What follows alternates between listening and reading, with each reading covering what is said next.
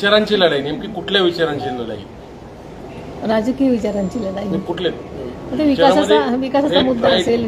प्रागतिक असे 2-3 प्रकार आहेत.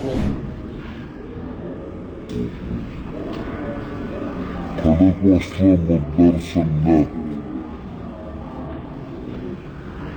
मी माजी खासदार प्रदीप रावत, सुनेत्रा वहिनींचं सहर्ष स्वागत करतो. काही दिवसापूर्वी अजितदादा पण घरी येऊन गेले आणि आम्ही या विषयावरती भरपूर विचार केला. एकंदरीत संपूर्ण आपल्या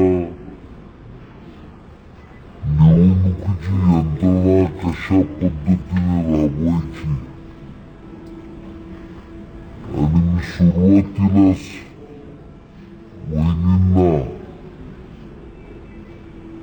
आश्वासन नाही, खात्री देतो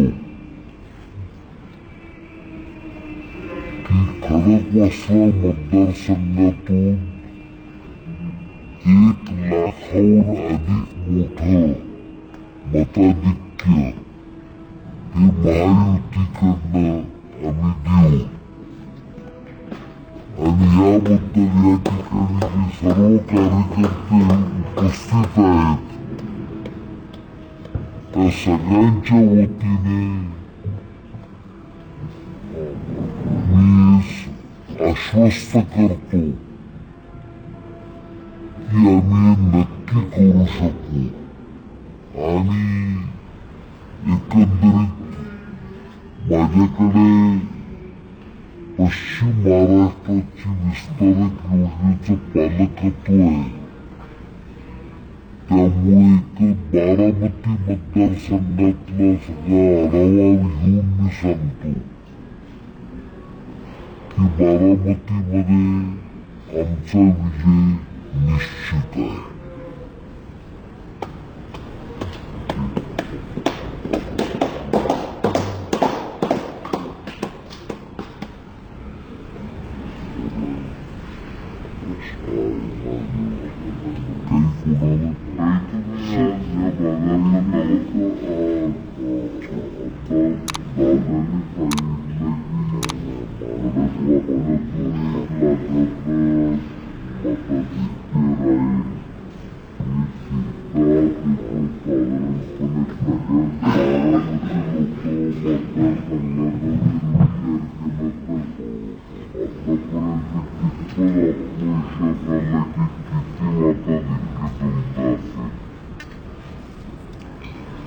नक्कीच चांगलं मताधिक्य असणार, कारण जिकडे मी संबंध बारामती मतदारसंघात सगळ्याच तालुक्यांमध्ये फिरले आणि सगळीकडेच अतिशय चांगला प्रतिसाद असल्यामुळे मला असं वाटतं की चांगलं मताधिक्य मिळेल.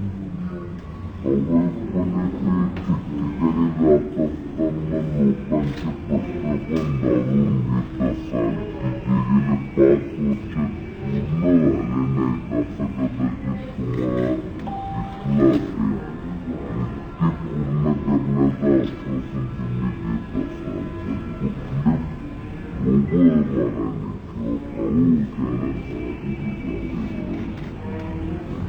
साधारणतः भोर तालुक्यामध्ये उतरवल्याची MIDCचा प्रश्न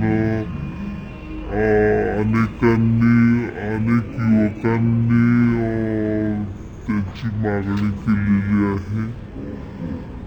पुरंदरच्या विमानतळाचा जो प्रस्तावित विषय त्याच्याविषयी मागणी केलेली आहे. असे जे काही विषय आहेत त्याच्याविषयीचा पाठपुरावा करण्यासाठी मी नक्कीच प्रयत्न करण्याचं मी त्यांना मतदारांना सांगितलेलं आहे. यापूर्वी म्हणजे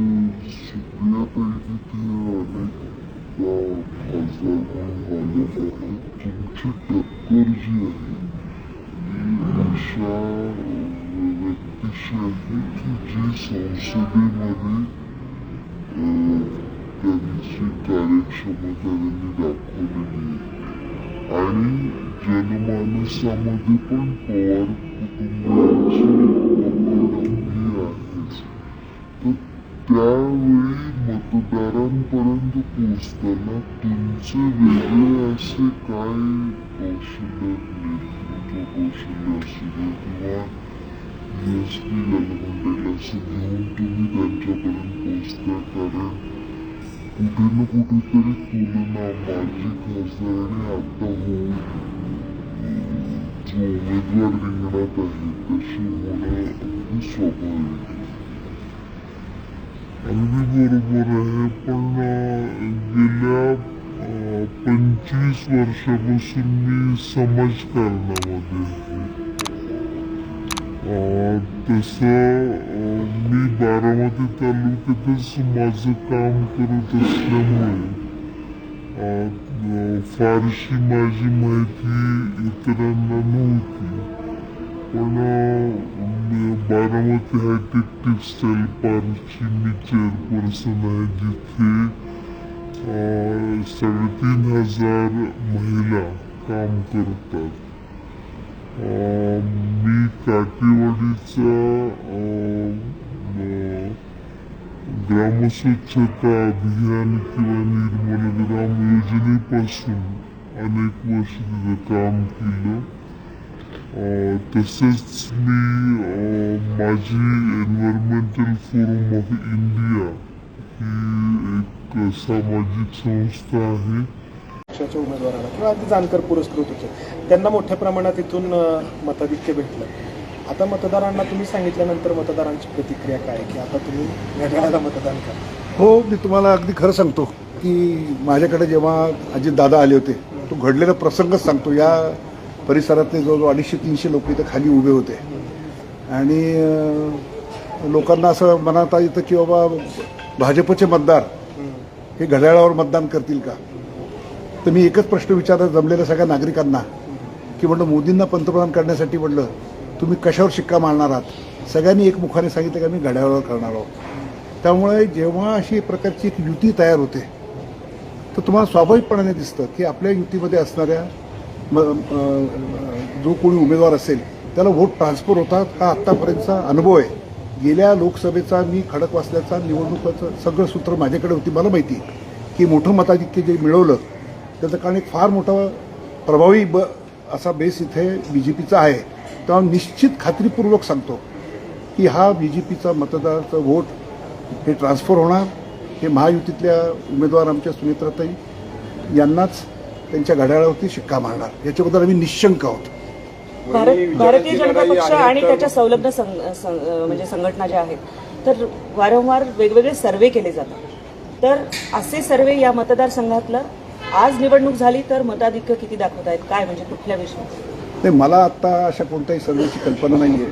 पण मला जो काय कल्पना आहे साधारणपणाने त्याच्यावरून मी जे आत्ता बोललो, मी साधारणपणाने सहसा फारसं बोलत नाही. आपल्या लोकांना माहिती असेल. मी ज्या खात्रीने सांगतोय की खडकवासल्यामधून 1 लाखाहून अधिक मताधिक्य मिळेल त्याच्यामागं काही गणित आहे. की BJP जशी एक अगदी सशक्त इथं आहे तसंच राष्ट्रवादीचं देखील ताकदीचं काम या मतदारसंघात आहे. आणि ह्या दोन्हीचं बेरीज त्याच्यावरून चित्र अगदी स्पष्ट आहे. त्याच्यासाठी मला कोणत्या सर्वेची गरज वाटत नाही आहे. वहिनी, ही जर विचारांची लढाई तर दादांनी उमेदवार देताना घरातलाच उमेदवार का निवडला? मग दादांनी सांगितल्यानंतर कुठलाही उमेदवार निवडून येणं शक्य नव्हतं का? आता तो प्रश्न दादांना विचारायला पाहिजे. परंतु असे कुठले प्रकल्प आहेत सातत्याने तुम्ही सांगतात नाही विचारांची लढाई, नेमकी कुठल्या विचारांची लढाई? राजकीय विचारांची लढाई. कुठले आता विकासाचा मुद्दा असेल. प्रागतिक असे 2-3 प्रकार आहेत. युवा विचारसरणी, डावी विचारसरणी, शाहू फुले आंबेडकर. तर कुठला विचार घेऊन तुम्ही पुढे जाणार आहात? आम्ही शाहू फुले आंबेडकरांचा विचार, राष्ट्रवादी पक्षाची मी उमेदवार आहे, राष्ट्रवादी पक्षाचे कार्यकर्ता असल्यामुळे शाहू फुले आंबेडकरांचा विचार मी पुढे घेऊन जाणार आहे. आम्ही सध्या युतीमध्ये आहोत आणि तो विकासाचा मुद्दा आम्ही पुढे घेऊन चाललेलो आहोत. पण ज्यांच्यासमोर तुम्ही जात आहात ते उजव्या विचारसरणीची मंडळी आहेत. नाही, त्याचं उत्तर मी देतो. म्हणजे तुम्ही आता पत्रकार आहात, तुम्हालाही कल्पना आहे की भारतीय जनता पार्टी ही देखील शाहू फुले आंबेडकर ह्या विचारांना मानते. तुम्ही अशा प्रकारचं काहीतरी द्वैत निर्माण करायचा प्रयत्न करतात प्रश्नातून, की जणू काही ह्या दोन अगदी वेगळ्या विचारसरणी आहेत आणि ह्या कशा काय एकत्र आलेल्या आहेत. तर ही वस्तुस्थिती नाही आहे. ही जी काही अशा प्रकारची मांडणी आहे ही ठराविक प्रकारच्या विश्लेषकांनी केलेली महाराष्ट्रामध्ये. त्यांनी अशा प्रकारचं एक हे केलं की नाही बाबा ह्यांना उजवं म्हणायचं, यांना डावं म्हणायचं, यांना काय म्हणायचं, तुम्हाला काय म्हणायचं तुम्ही म्हणा. पण आमची जी वाटचाल आहे ही विकासाच्या दृष्टिकोनातून आहे. ही अगदी सगळ्यांचा, म्हणजे वारंवार मोदीजी सांगतायत की कोणासाठी काम करायचं, अगदी शेवटच्या माणसासाठी काम करायचं आहे. त्यामुळे या विचारसरणीमध्ये कोणत्याही प्रकारचा काहीतरी भेद आहे आणि अशा प्रकारचे लोक, दोन वेगळ्या टोकाच्या विचाराची माणसं एकत्र आलीत असं मला वाटत नाही. ज्या पद्धतीने सुप्रिया सुळेंच्या प्रचारात अजित पवारांचे भाऊ श्रीनिवास पवार तर इतर सगळी मंडळी त्यांच्या प्रचारासाठी फिरत आहेत, कुठेतरी कुटुंबातच एकटं पाडण्याचा हा प्रयत्न आहे असं वाटतं. नाही, आपल्याला सगळ्यांना माहिती आहे की जनतेतूनच माझ्या उमेदवारीची मागणी होत होती आणि म्हणून मला जनतेने हातात घेतलेली निवडणूक आहे. त्यामुळे जनता हेच कुटुंब, बारामतीच हे माझं कुटुंब आहे. मी अनेक वेळा सांगितलेलं आहे. त्यामुळे बारामती हेच कुटुंब आहे माझं. त्याच्यामुळे एकटं वगैरे तसं काहीच नाही. पण खासदार बनल्यानंतर पहिल्या 3 गोष्टी कुठल्या प्राधान्याने तुम्ही करायचं? महिला सक्षमीकरण तर तुम्हाला माहिती आहे की मी पहिल्या दिवसापासून आणि मागच्या अनेक वर्षापासून मी महिला सक्षमीकरणावरती काम करत आहे. शेतकरी सगळ्याच बाजूंनी पिचलेला असतो. तर पर्जन्यमान कमी असल्यामुळे तर पावसाच्या प्रमाणात आणि शेतकऱ्यांसाठी मला नक्कीच अनेक गोष्टी करायला आवडतील. आणि युवक माझा नोकरीच्या संधी खूप कमी प्रमाणात असल्यामुळे त्यांना युवकांसाठी मला काम करायचं. वहिनी, आधीच्या खासदारांना अशी कुठली कामं आहेत जी प्रकर्षानं करता आली नाही आणि तुम्ही असून ते कामं पुढे करणार आहात, अशी काही ठराविक कामं सांगता येतील किंवा काही मुद्दे आहेत, हे मुद्दे घेऊन तुम्ही लोकांसमोर जाताय किंवा लोकांचे हे मुद्दे आहेत जी आधी नाही सुटली तुम्ही सोडवणार आहात? आणि मतदारसंघामध्ये फिरत असताना म्हणजे वारंवार येणारे मुद्दे म्हणजे MIDC मुद्दा, जो की नोकरीच्या संधी ज्या युवकांना आणि महिलांना पाहिजे आहेत त्या भोर आणि वेल्हा या भागामध्ये, तसेच विमानतळाचा मुद्दा जो आहे पुरंदरचा, तो एक वारंवार समोर येतो. अशा प्रकारचे जे प्रलंबित मुद्दे आहेत त्यांना मी पुढे नक्कीच संधी मिळाल्यानंतर मी लगेच त्याच्यावर काम करण्याचं ठरवणार. राजकीय याचा अर्थ यापूर्वीच्या खासदारांनी हे मुद्दे सोडवलेले नाही. राजकीय विचारांची लढाई असते. राजकीय विचारांची लढाई असं तुम्ही म्हणताय खरं, पण सहानुभूती ही गोष्ट टॅकल करण्यासाठी तुम्ही पॉलिटिकल प्लॅन काय आखताय? कारण येस, ही गोष्ट मान्य करावं लागेल कॅन्डिडेट म्हणून, पण की काही प्रमाणात सहानुभूती मतदारसंघात आहे आणि ती इनकॅश वोट्समध्ये करायचा प्रयत्न सुद्धा तिकडून होतो.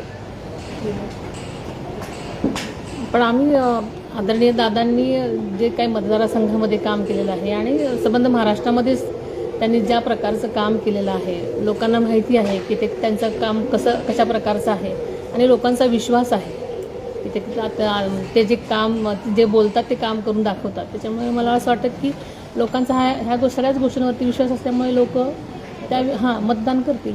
दादांच्या कामाविषयी मात्र अगदी बारामतीतून टीका होते की ते मलिदा गँगचे पुढारी आहेत. तुमच्याच घरातल्या लोकांकडून अशा पद्धतीची टीका झालेली आहे.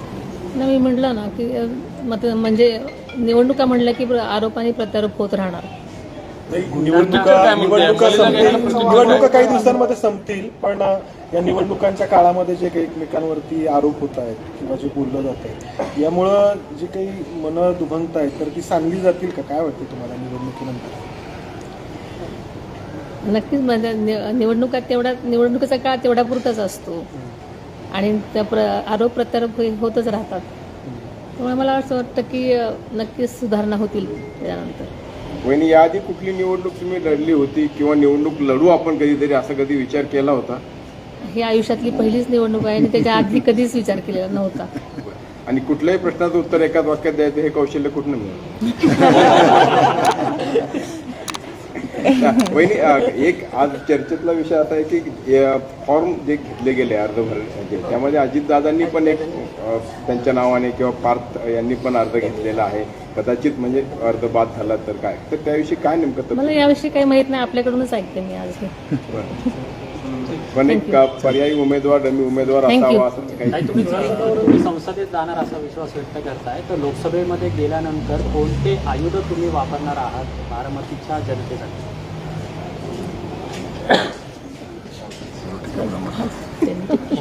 गेल्यावर जो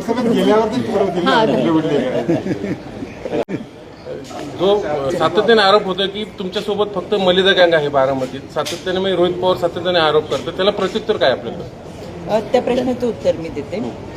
जेव्हापासून दादांनी एक वेगळा विचार घेतला, निर्णय घेतला आणि त्या निर्णयासोबत महाराष्ट्राची जनता आली, युवक आले, कार्यकर्ते मोठ्या संख्येने आले आणि त्यांना असं वाटलं की कुठंतरी दादां मोठे होत असताना आपणही दादांसारखंच व्हावं.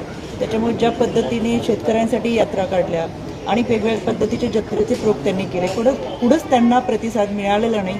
दुर्दैवानं त्यांचे मानसिक खच्चीकरण झालेले आहे. पण आता लोकांसमोर जाताना आपण काय बोललं पाहिजे आणि म्हणून अशा पद्धतीची काहीतरी वाक्यरचना वापरून सातत्याने टीका करणं आणि प्रकाश झोकतात राहणं हा एकमेव कलमी कार्यक्रम त्यांचा चाललेला आहे. त्यांना जसे मलिदा गँग म्हणतात तसं त्यांच्या टीममध्ये ट्रोल आर्मी म्हणजे त्यांनी सुद्धा पॅकेज दिलेली गँग आहे. त्याच्यामुळे त्याचाही विचार तुमच्याकडून व्हावा, कारण की त्यांनी दादांवरती टीका करावी, दादांच्या सहकाऱ्यांवरती टीका करावी याच्यासाठी मोठ्या प्रमाणात पॅकेज दिलेलं आहे आणि त्या पॅकेज ट्रोल आर्मी त्यांनी उभी केलेली आहे आणि केवळ टीका करून मोठे होतात. त्याच्यामुळे तुम्ही जसा मलिदा शब्द वापरता हा कुठून आलाय मला माहित नाही, पण सर्वसामान्य जनतेतून त्यांना पण पॅकेज गँग म्हणतो, त्याच्यामुळे त्यांची गँग मोठी आहे. पॅकेज घेऊन ते टीका करतात. शेवटचा प्रश्न. अजित पवारांनी हा पण एक आरोप केला आजच की दिल्लीवरनं जर आदेश आला तर अजितदादा स्वतःच उमेदवार असतील. मी तुम्हाला तेच सांगितलं की बिचाऱ्यांचं वाईट वाटतं मला. मध्ये काहीतरी युगेंद्र पवार बाहेर निघाले तर हे रुसले होते. कुठेतरी त्यांना आमच्या बारामती लोकसभेचं प्रभारी पद देऊन लहान मूल जसं रुसलं आणि आत्याने एखादं चॉकलेट दिलं की ते उड्या मारत अंगणात जातं, तसं त्या रोहित पवारांना आमच्या बारामती लोकसभेचं प्रभारी पद दिलं आणि ते परत टीका करायला लागले. त्याच्यामुळे फार विशेष महत्त्व द्यावं असं काही नाही आहे. आपण विकासाच्या मुद्द्यावरती काम करतोय, विकासाच्या मुद्द्यावर बोलतो, त्याच्यामुळे आमच्यावर बोललं तर ते मोठे होणार आहेत. तुमचे कॅमेरे त्यांच्याकडे जाणार आहेत, तुमचा माईक त्यांच्याकडे जाणार आहे.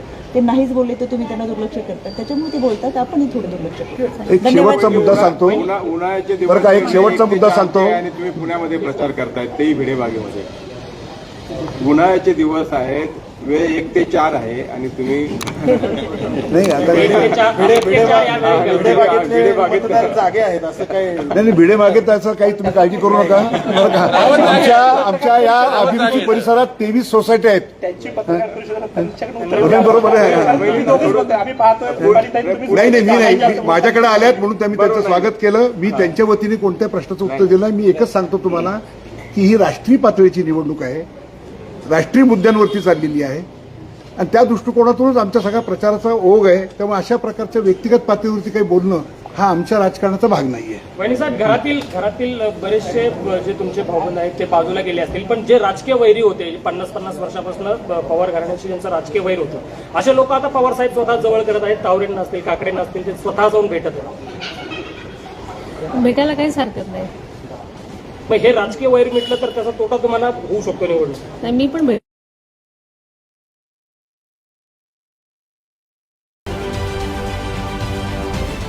राजकारणातील प्रत्येक अचूक बातमीचे सर्वात आधी अपडेट्स मिळवण्यासाठी सरकारनामाच्या सर्व सोशल मीडिया प्लॅटफॉर्मला लाईक, फॉलो आणि सबस्क्राईब करा.